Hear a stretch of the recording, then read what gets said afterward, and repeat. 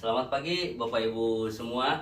Kita akan melanjutkan mata pelatihan berikutnya pada pelatihan teknis pengawasan pemilu. Apa kabar Bapak Ibu semua? Luar biasa baik ya. Mantap. Hari ini kita akan menggunakan Mentimeter. Sudah ada yang pernah menggunakan Mentimeter?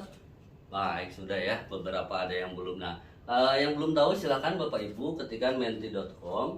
Nanti akan muncul tampilan seperti ini. Bisa di handphone, bisa di laptop. Kalau misalkan yang di laptop bisa langsung masukkan kodenya, kemudian yang di handphone bisa langsung scan barcode juga. Kenapa? Karena nanti sepanjang mata pelatihan ini kita akan menggunakan ini untuk interaksi, tanya jawab, dan mengisi polling-polling seperti itu. Nah, hari ini pada kesempatan ini setelah tadi pagi Bapak Ibu semua mendapat materi terkait dengan mata pelatihan tugas, wewenang, dan kewajiban Bawaslu baik dalam pemilu maupun pemilihan, kita akan melanjutkan ke mata pelatihan berikutnya yaitu terkait dengan etika. Namun sebelum itu saya ingin tahu dulu Bapak Ibu perasaannya seperti apa sih sekarang. Nah, coba silakan Bapak Ibu jawab, buka di Mentimeternya, menti.com-nya, itu bisa langsung ketik jawabannya. Baik, kita lihat jawaban Bapak Ibu. Ternyata ada yang bahagia nih paling banyak, semangat, wah luar biasa semangat. Ada yang senang, ada yang nyaman, seru, wah luar biasa. Jadi saya sangat termotivasi nih untuk menyampaikan atau berdiskusi dengan Bapak Ibu terkait dengan mata pelatihan ini etika pengawas pemilu. Apa itu etika pengawas pemilu? Tentu Bapak Ibu sudah paham, begitu dilantik sudah tahu bahwa ada yang disebut dengan kode etik penyelenggara. Namun sebelum itu saya akan memperkenalkan diri. Nama saya Adi Wakatulistiwa. Saya adalah Widyaswara pada Pusat Penelitian Pengembangan Pendidikan dan Pelatihan atau Puslitbangdiklat Bawaslu. Saya Widyaswara hari pertama. Nah, setelah tadi pagi Bapak Ibu berdiskusi dan belajar terkait dengan tugas, wewenang, dan kewajiban Bawaslu.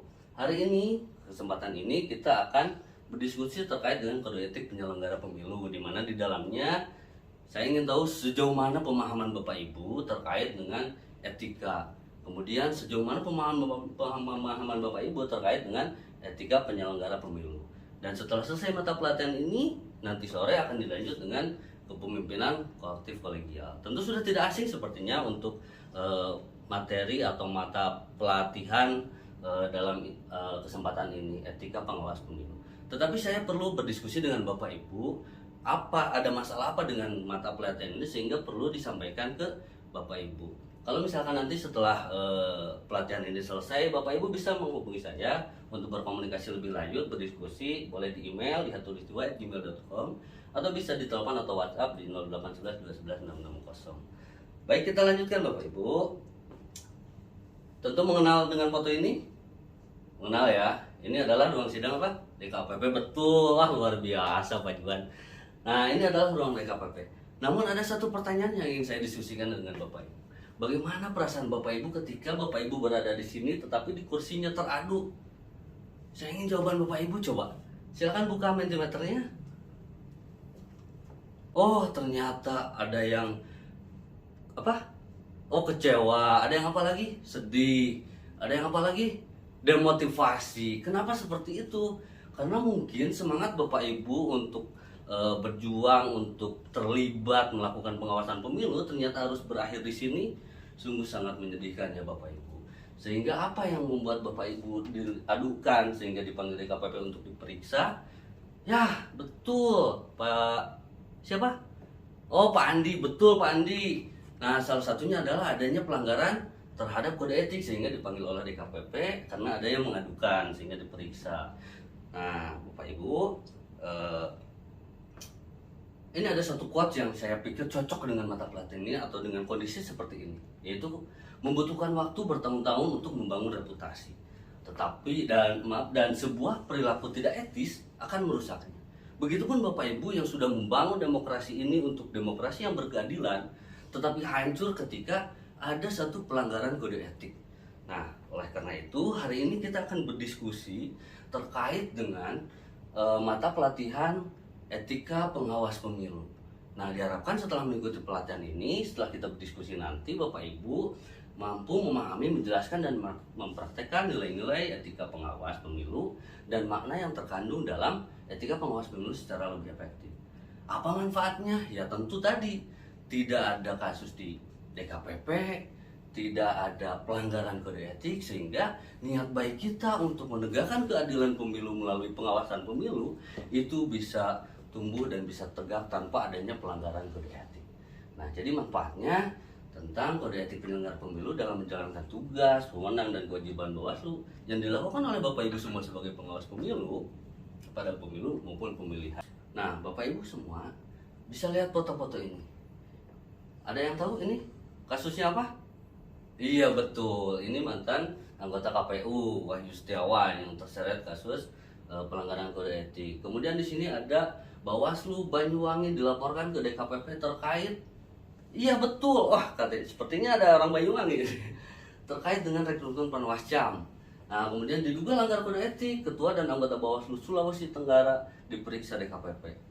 Nah, beberapa kasus pelanggaran kode etik penyelenggara pemilu ini semuanya berkaitan dengan kode etik. Ada yang sudah paham, sudah mengetahui, sudah membaca dan memahami terkait dengan peraturan DKPP nomor 2 tahun 2017 terkait tentang kode etik penyelenggara pemilu.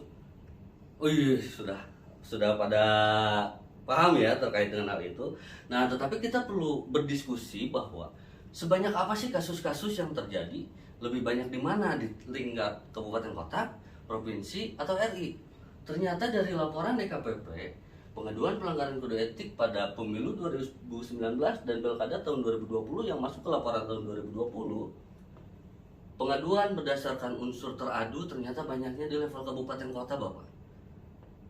Baik itu KPU maupun Bawaslu, betul. Nah, ternyata di level kabupaten kota ini paling tinggi, Bapak Ibu. Nah, sehingga perlu pelatihan yang mengingatkan kembali Bapak Ibu di pengawas kabupaten kota yang ada di Bawaslu kabupaten kota untuk menegakkan kode etik ini seperti apa sih seharusnya, melaksanakan tugas, wewenang, dan kewajiban itu seperti apa seharusnya sehingga tidak ada kode etik yang dilanggar. Nah, menurut Bapak Ibu, coba saya ingin tahu pengalaman dan pengetahuan Bapak Ibu, pelanggaran pada tahapan apa yang paling banyak diadukan? Silakan isi di Mentimeter nih Bapak Ibu. Nah, baik itu tahapannya, betul Pak. Yang tahapan, yang termasuk dengan pelanggaran tahapan, baik di pemilu maupun di pilkada. Pemilu 2019 dan pilkada 2020. Nah, setelah dijawab semua, sudah? Ada yang masih belum? Boleh, silakan. Nah, kalau yang sudah, lanjut ke pertanyaan berikutnya. Pelanggaran non tahapan, itu banyaknya pelanggaran kode etik terkait apa? Nah, betul Pak, silakan. Nah, kita akan samakan dengan hasil laporan DKPP bahwa data pelanggaran pada penyelenggaraan tahapan pemilu tahun 2019 itu yang paling banyak tahapan diadukannya terkait dengan betul rekapitulasi hasil penghitungan suara. Kemudian dalam pemilu kada, ternyata yang paling banyak pelanggarannya ini pembentukan badan ad hoc Pak, baik KPU maupun Bawaslu. Kalau Bawaslu dari mulai rekrutmen Panwascam, kemudian pengawas kelurahan desa dan pengawas TPS, ini yang paling banyak diadukan ternyata. Nah, kemudian non tahapannya, seperti tadi yang Bapak Ibu sampaikan dalam jawaban Mentimeter, ternyata penyalahgunaan wewenang paling tinggi, betul. Tidak menjalankan tugas, betul. Keberpihakan, betul, luar biasa. Ternyata sudah paham ya Bapak Ibu, dan sudah mendengar berita-berita atau informasi-informasi terkait dengan pelanggaran-pelanggaran ini. Tetapi kenapa tingkat kabupaten kota, baik KPU maupun Bawaslu, ini masih banyak pelanggaran-pelanggaran kode etik yang diadukan ke DKPP. Nah, Bapak Ibu, kita harus lebih mengawali dengan diskusi apa itu sih sebetulnya pengertian dari etika. Ada yang mau menyampaikan pendapatnya? Boleh. Ibu Ani boleh, silakan. Oh iya betul Bu Ani. Kemudian, oh siap, Pak Asep, silakan Pak Asep. Wah, luar biasa Pak Asep. Berarti memang sudah paham ya terkait dengan etika itu apa gitu kan. Kemudian hubungannya dengan kode etik itu apa? Ada yang bisa jelaskan atau bantu mendeskripsikan perbedaan etika dengan kode etik itu apa? Betul sekali Pak. Nah ini Pak, tadi yang disampaikan oleh Bu Ani, Pak Asep, bahwa etika itu merupakan moral itu sendiri, ya, memberi norma terhadap suatu perbuatan yang boleh dan tidak boleh dilakukan, betul Pak Asep. Kemudian selalu berlaku kapan saja, inilah etika. Kemudian etika itu apa? Bersifat, iya betul Pak Andi, bersifat absolut atau pasti. Kemudian terkait dengan lahir dan batin. Kemudian hubungannya dengan kode etik. Kenapa kode etik itu harus ada? Sehingga berarti dengan adanya kode etik itu ada fungsinya. Apa itu fungsi dari kode etik? Menurut Biggs and Blasher, melindungi suatu profesi dari campur tangan pemerintah. Bapak Ibu sebagai pimpinan baik ketua maupun anggota Bawaslu Kabupaten Kota, pernah tidak Bapak Ibu ketika melakukan rekrutmen pengawas ad hoc ada intervensi ini itu, minta dititipkan ini supaya masuk, ini supaya masuk. Sementara slotnya 3 orang dan kita butuh orang yang profesional dan berintegritas. Betul, sehingga tadi hasil laporan DKPP bahwa yang paling banyak di non tahapan itu iya betul, rekrutmen pengawas ad hoc. Nah, sehingga fungsinya kode etik di sini adalah melindungi suatu profesi dari campur tangan pemerintah. Bapak Ibu tentu sangat berharap, sangat berkeinginan untuk bisa menjalankan tugas, wewenang dan kewajiban tanpa ada intervensi, betul? Iya betul, Pak. Nah, selanjutnya adalah apa saja yang termasuk prinsip perilaku penyelenggara pemilu, baik itu KPU maupun Bawaslu. Karena kode etik penyelenggara pemilu baik pengawas maupun KPU itu sama, sesuai dengan peraturan DKPP nomor 2 tahun 2018. Nah, kita lihat jawaban Bapak Ibu semua. Jujur yang paling banyak, bahwa prinsip perilaku penyelenggara pemilu itu kode etiknya jujur, kemudian adil, berintegritas, luar biasa hebat, mandiri, taat hukum, terbuka, profesional, utamakan kepentingan umum. Betul sekali semua jawaban Bapak Ibu ini memang sudah sesuai dengan peraturan DKPP nomor 2 tahun 2018. Nah, kita hari ini akan berdiskusi berkelompok. Kita akan membagi kelas ini ke dalam 3 kelompok. Masing-masing nanti setiap kelompoknya membahas kelompok 1. Jelaskan dan berikan contoh dari masing-masing prinsip yang tadi Bapak Ibu sebutkan. Untuk kelompok 1 terkait dengan mandiri, jujur, adil, dan berkepastian hukum, itu diberikan contoh Bu Bapak, contoh dari masing-masing prinsip ini dari pedoman perilaku penyelenggara pemilu. Dari mandiri, contohnya seperti apa, jujur maksudnya seperti apa, dan contoh sikap atau peristiwanya seperti apa. Kemudian untuk kelompok 2, tertib, terbuka, proporsional, profesional, dan akuntabel. Ya Pak Andi? Ya betul, kelompoknya sama seperti yang tadi pagi ya. Kelompok 1, 2, dan 3 tidak ada berubah. Siap. Kemudian profesional dan akuntabel. Kemudian untuk kelompok 3, efektif, efisien, kepentingan umum, aksesibilitas. Nah, itu masing-masing menjelaskan dan memberikan contoh. Nanti masing-masing kelompok akan presentasi setelah diskusi 10 menit cukup ya Bapak Ibu. Nah, setelah diskusi nanti masing-masing kelompok akan mempresentasikan dengan waktu masing-masing presentasi untuk tiap kelompok itu kurang lebih 5 menit ya. 5 menit untuk setiap kelompok. Baik. Silakan berdiskusi Bu, selamat berdiskusi ya. Nah Bapak Ibu, hari ini atau saat ini kita selanjutnya akan paparan atau presentasi masing-masing kelompok. Di kelompok 1, kelompok 2, kelompok 3 ini sudah hasil presentasinya. Wah luar biasa, sangat mendetail sekali ya Bapak Ibu. Nah dari hasil diskusi ini ternyata kenapa pengawas pemilu itu penting, menjaga dan menjalankan kode etik penyelenggara pemilu.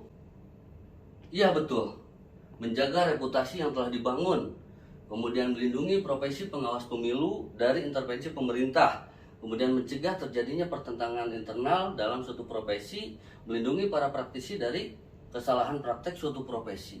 Ini sudah dipahami semua Bapak Ibu hasil diskusi tadi. Ternyata Bapak Ibu sudah paham mengenai pentingnya menjaga dan menjalankan kode etik sebagai seorang penyelenggara pemilu, termasuk kita sebagai pengawas pemilu Bapak Ibu.